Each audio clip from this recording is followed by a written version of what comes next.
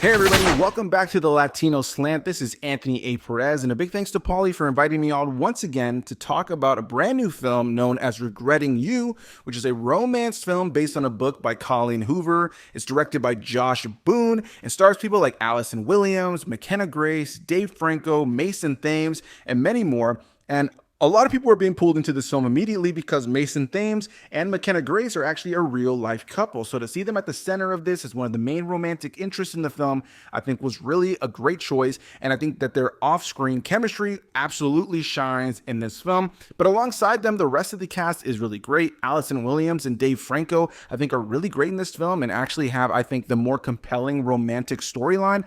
If you've seen the trailer, then you know that a tragedy strikes this family, and amidst this, they learn about lies, deceit, and have to work to forgive things, but also find new love and move forward. And while the film does definitely lead into tried and true cliches of romantic films of this genre, I think in a lot of ways, and in the best possible way, this film is exactly what every Hallmark film wants to be. Fun, silly, lighthearted, dark at times, but never bleak. And I think when I look at Regretting You, I ultimately think of a film that actually was a really good time. I got to see it in a packed out theater alongside other press and media, but also a bunch of regular people who got free tickets to come see the film. And amidst the screening, there was just so many reactions that the film was eliciting, whether it be laughter or oohs and ahs. The film was just absolutely getting the audience to get on board with the journey, and it made a lot of the really touching moments in the film a lot of fun to watch and also something you can connect to. And I honestly found myself in a couple of moments feeling a little teary-eyed. I don't necessarily know that this film is doing anything groundbreaking. It's not changing the scope of a romantic film,